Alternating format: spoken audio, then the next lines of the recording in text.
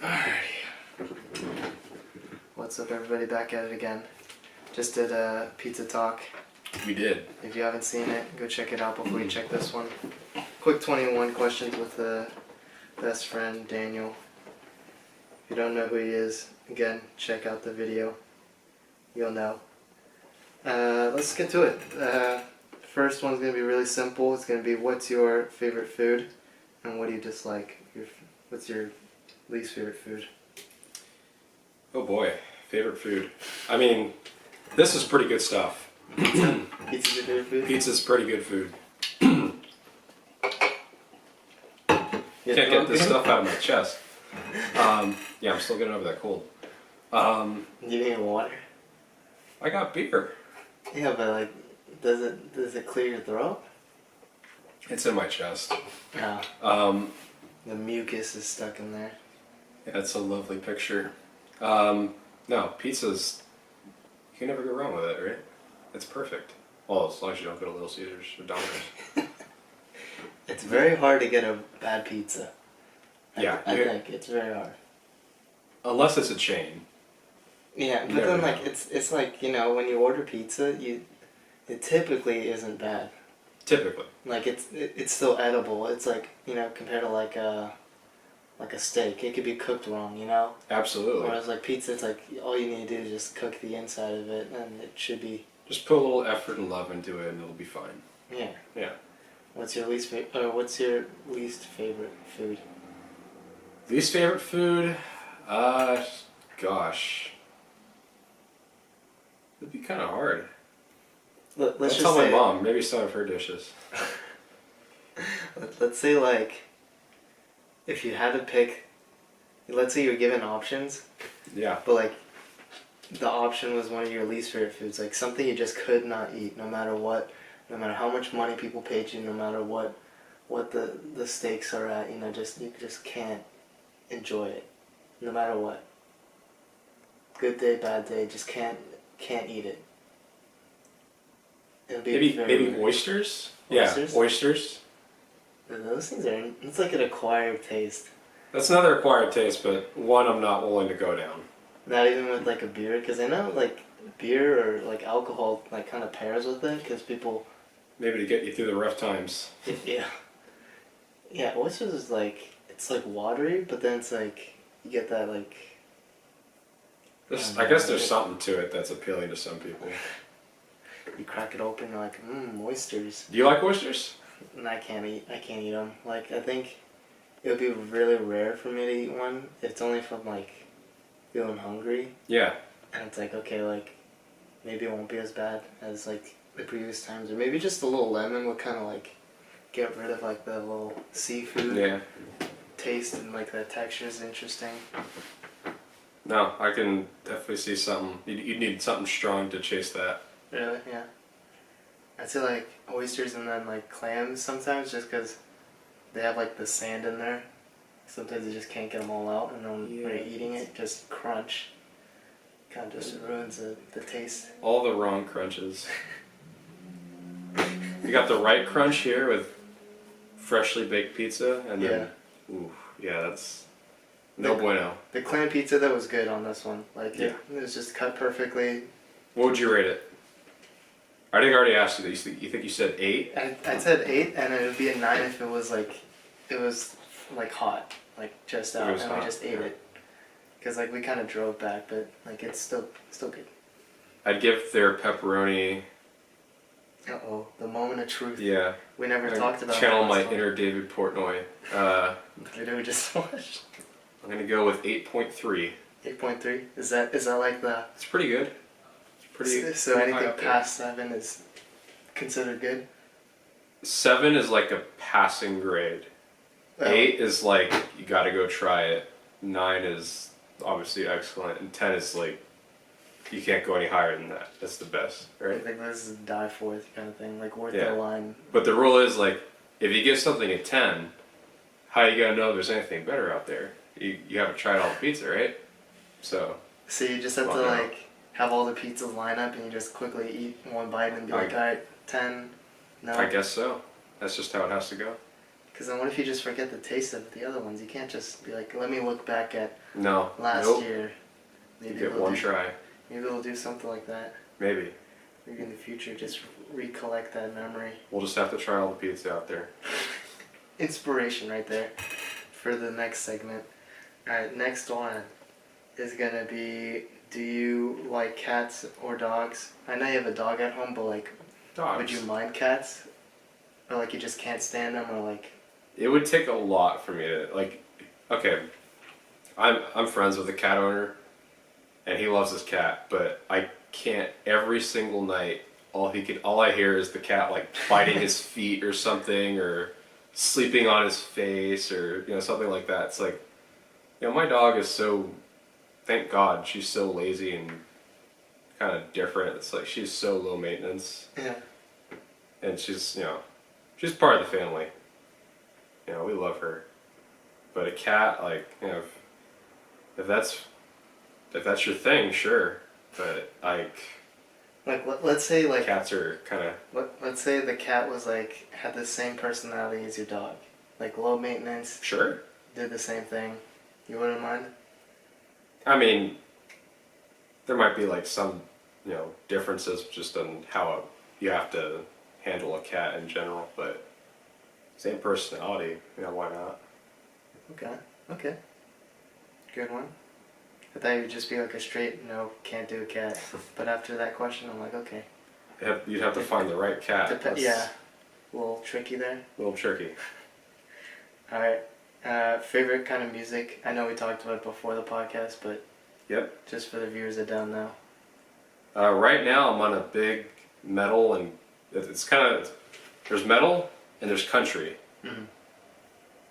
I mean, I don't delve into like the culture of either. It's just, you know, you hear, you know, that right beat, that right rhythm, the right lyrics that you can not compare yourself to, but you can relate to. And it just fits the whole vibe. Yeah.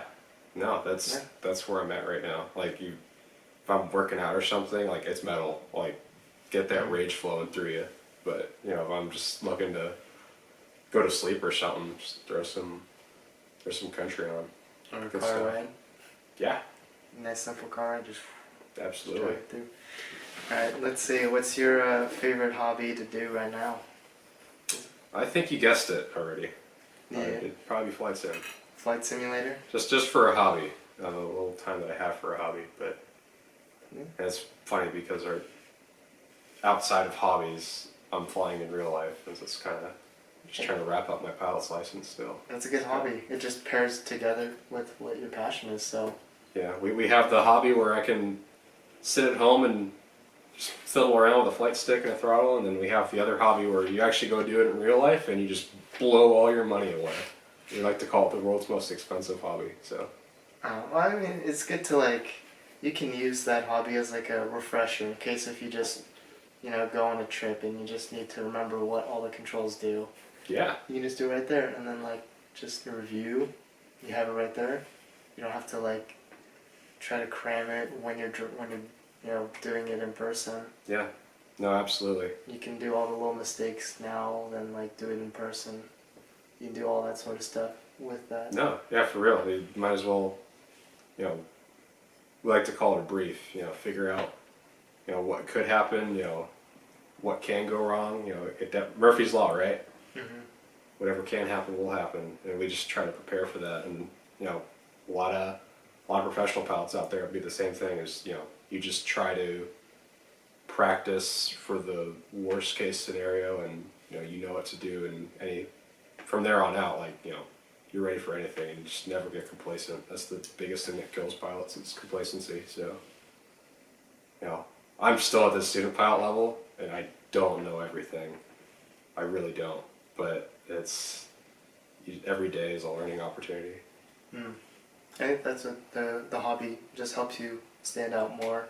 You have more experience because of that. Yeah. You can continue to build confidence with it. So yeah, that's awesome, man. Absolutely. Awesome hobby. Next question we're going to do is, what is your favorite childhood cartoons show or kids show, you know? Oh boy. How far back did you want to go? We're talking like elementary school or like Just like overall? the show that really stuck out with you as a childhood and or like throughout your life, like something that you enjoyed. How about like elementary, Let's and then list like some. then middle school, and then high school if you have any. We'll start I would say elementary school is a little harder to remember. I mean, I always remember all the classics out there. There's like what Jimmy Neutron, SpongeBob. SpongeBob. Like, thank you. I don't know, like the most popular cartoon ever. It's, never got into Daniel's mind. Yeah, SpongeBob was like my number one thing in elementary school. Jimmy Neutron was huge too. Jimmy Neutron, Fairy Odd Parents.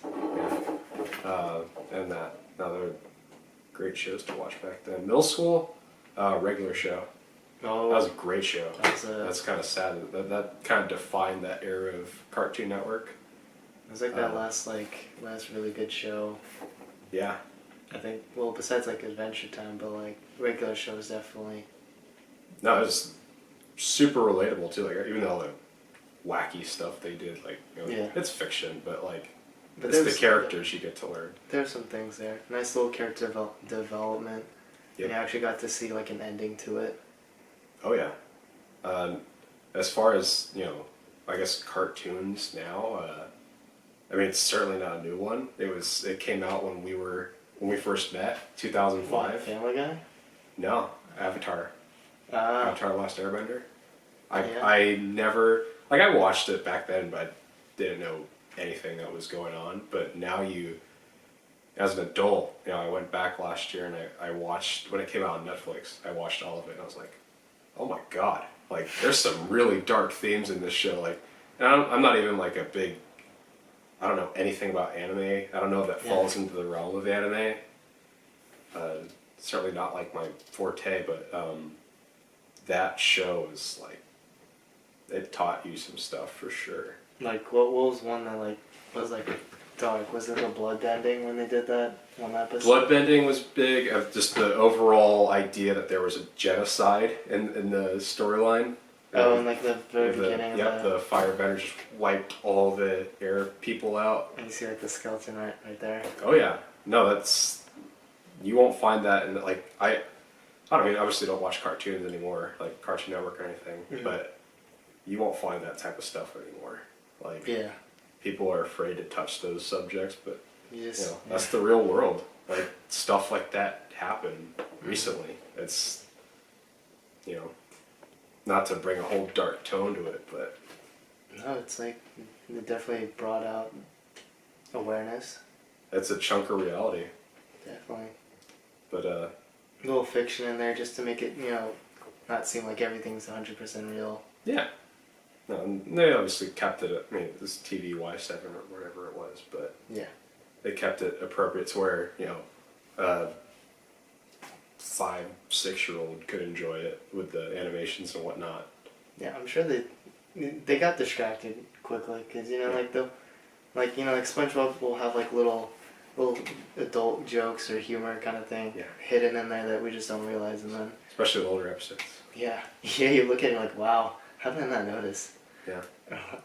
And like, it's funny looking at it when you're an adult. Like, I've seen like a video on social media like exposing SpongeBob. Be like, so Mr. Krabs has a restaurant and it's a crab cage, and like it never like clicked in my head. And then he was like selling Krabby Patties, and I was like, what?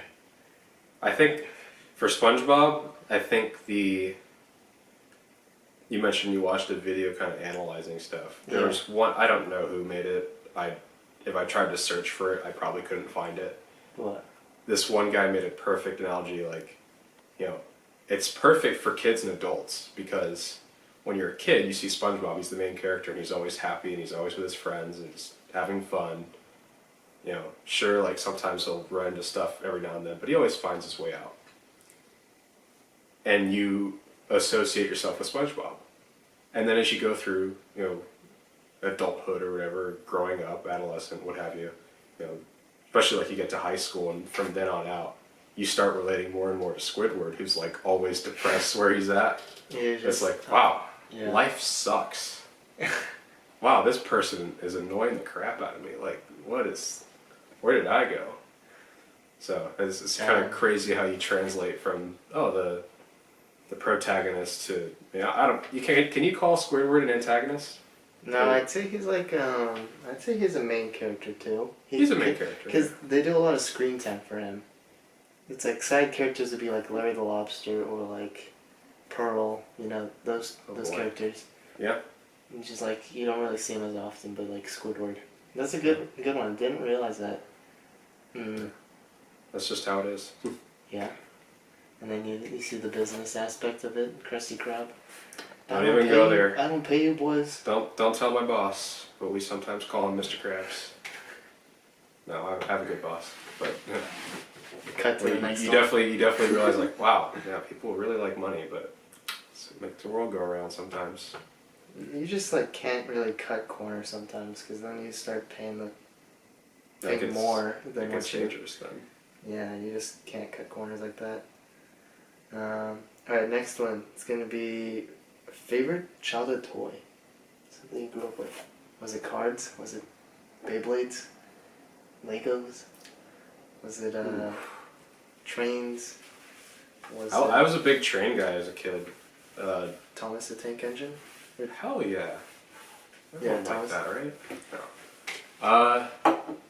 Yeah, if you went back to like preschool days, that was probably the main thing. Is, oh my god, I'm gonna be a train driver one day. Like, and then obviously here I am. I want airplanes, but when we were at camp or after school care, I think the big thing was Beyblades, wasn't it? Like we'd finish school, we'd go to the after school camp, and then it's like, yeah, just how many unique Beyblades can you collect, and then which one would come out on top. Mm-hmm. So that was interesting. Remember, like, we would do Bakugan. Remember that? The little rolling magnetic ball? Yeah. And like we'd be like, oh, that's so cool. And then Beyblade, we would take it seriously, like, hey, you didn't spin it right or whatever, because you'd be like, alright, mine's still standing. Like, hey, that's not fair. And then you realize, oh, it's pay to win. Pretty much. You gotta pick the right spinner in order to like beat everybody. Yeah, everything's pay to win now, right? Sadly. Some of the games too. Yeah. Alright, next one. It's gonna get a little deep, not too deep, but go for it. Next one's gonna be, what are your pet peeves? It can be work related, it can be school, it could be just things that kind of just grind your gears, something that ticks you off slightly. Well, to just answer the question up front, I could go on for hours. Just to keep it short and sweet, I'll pick a couple. Oh boy. You got like people who drive slow in the fast lane. The passing lane is like the far left lane on the freeway. Yeah. And like I kind of figure it like this, like on 101, I think they lowered the speed limit to 55. No one follows it, not even the CHP. Yeah. You get in the far left lane, everyone is going at least above 75 miles an hour. But then you always hit that one guy who's like going 50. And you're going, oh, next thing you know, you're like tucked in right behind them. It's like, just move. Just go with the other flow of traffic. We're trying to go places. So that's one pet peeve. The other one is, it's probably minor stuff at work. We always like to say at my work, it's sometimes it feels like high school again with like all the drama. Like rumors or like? We're a small company, just like beef, so we're all. Sometimes we beef, but we're all friends in the end. We all respect one another to some degree, no matter how much sometimes we might get annoyed, but yeah, that's why it feels like high school again. Don't want to relive that. No. I get it. That's how I make my money. Yeah. Is that all the pet peeves, or? I'll limit it to 2. I don't want to give the impression I'm the biggest negative Nancy out there. No, I think it's okay to talk about it. I'd say I feel like everybody's had at least 2 or 3, and if you have more, then it just means you've had a lot of experience with different environments and situations. So it's understandable. Everybody has something that takes them off. Even me, it's just like since I work at a grocery store, like, the thing that like kind of bothers me is just like people just have like a little sense of entitlement, you know? Oh yeah. It's like Absolutely. when you go to a grocery store, like, you know, if you go to like Japan, you have to bag your own stuff. Like, it doesn't matter what it is, you have to, even like pregnant people, you still have to bag your stuff. You take it, go to the bagging station, you bag, and, you know, just go on your day. And then here it's like, they'll just like talk on their phone, or like, you know, won't really, or they won't, even worse, they won't be on their phone, and they just stand there. And they're just looking at you, and then just, like, it's not as awkward since, like, I'm doing something, Mm-hmm.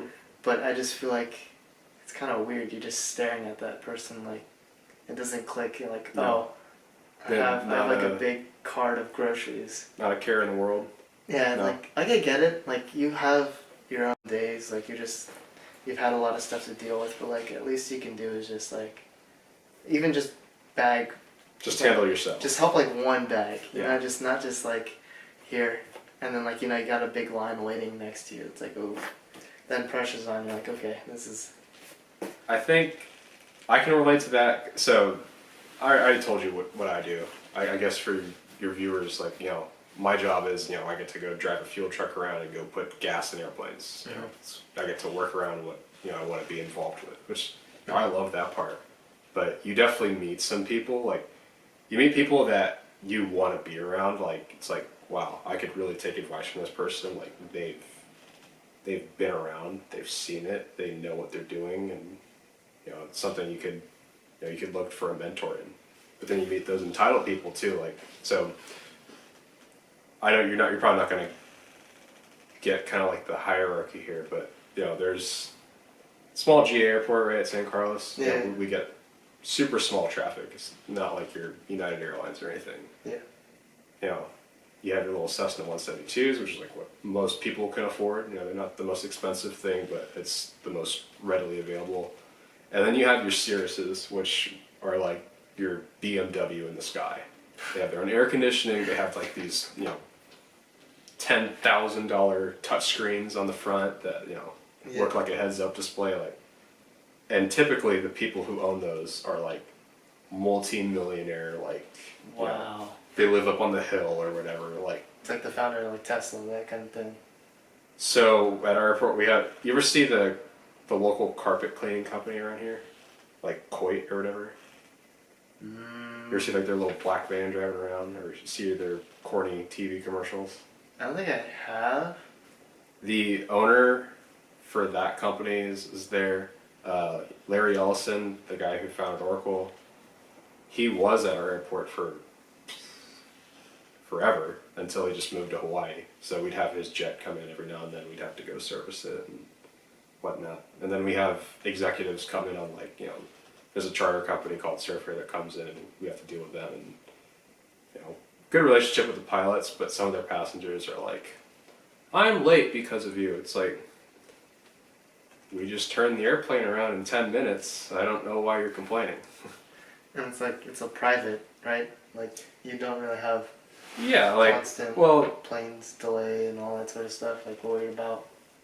the delays we get nowhere near in comparison to what the bigger airports deal with. But and it's a publicly owned airport, but, you know, there's definitely some players there that have a little more weight than the others. Or at least they like to think so. I own the sky. Yeah, we love those attitudes, right? That's interesting. The grocery store, but instead it's dealing with people in the sky now. Yeah. That kind of same sort of types of people. Yep. Different work environment, I guess. You meet them everywhere. Yeah, that's very true. You'll see them in any job you work at. There's always those people. Yep. All right, now we'll do the last two. We'll end on a good note. Okay. So this one's gonna be, what is your biggest regret you've done?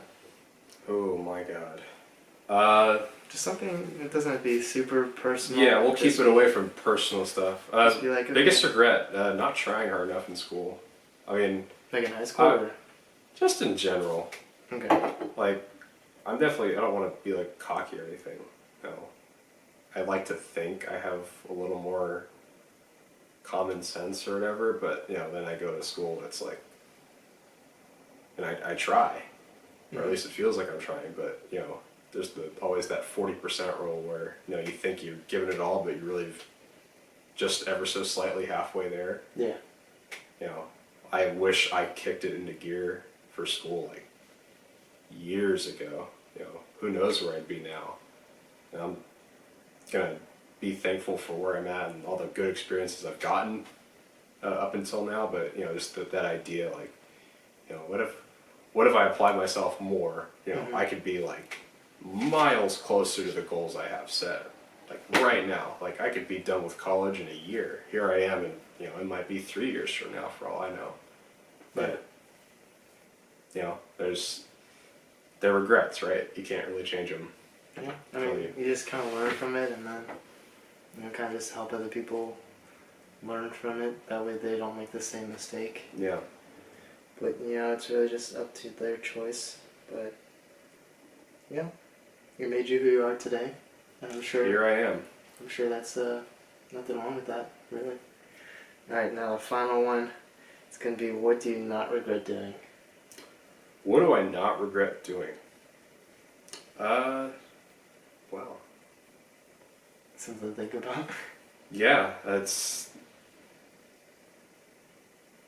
I would say getting my feet wet and going applying for my job over there. That was a big thing my parents were trying to push in high school. Like, you need to go get a job. You need to have all this work experience. I was like, I like sitting on my ass. And I was my passion for flying was always a huge thing, and I always try to tell myself, like, there's no point in working for something if you don't love doing it. Mm-hmm.